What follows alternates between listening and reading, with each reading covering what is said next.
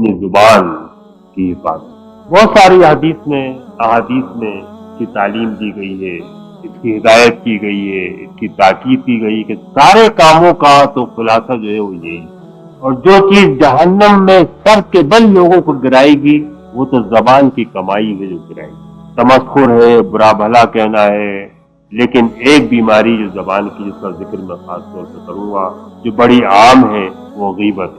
غیبت یہ ہے کسی بھائی کا ذکر، اس کے پیٹھ پیچھے برا ذکر کر۔ اس کو بھی قرآن مجید نے برائیوں میں سے منتخب کر کے ذکر کیا، بلا یکتب بعضکم بعضا یحب احدکم ان یاکل لحم اخیہ میتا فکرہتموہ۔ یہ کسی، جس طرح آدمی مر جائے، اس کی لاش پڑی ہو، اس لاش کا مردار گوشت آدمی کھانا شروع کر دے، اسی طرح غیبت۔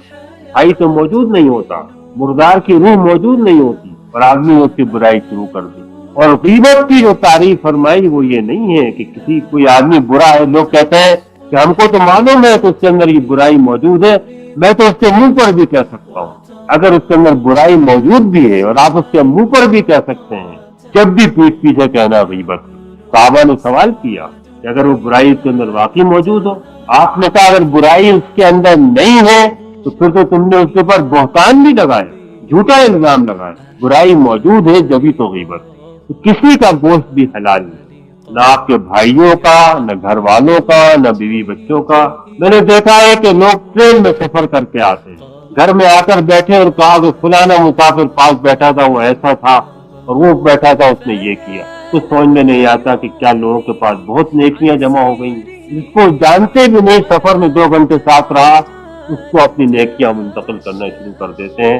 اور خواہ اس کو تو اصول بنا لے، کسی آدمی کا بھی ذکر، شناسا ہو نہ شناسا ہو، بھائی ہو، ماتحت ہو، آقا ہو، ذمہ دار ہو، امیر ہو، مامور ہو، کسی کا ذکر اس کے پیٹھ پیچھے برائی کے ساتھ نہیں کرے، کسی کو برا نہ کہو۔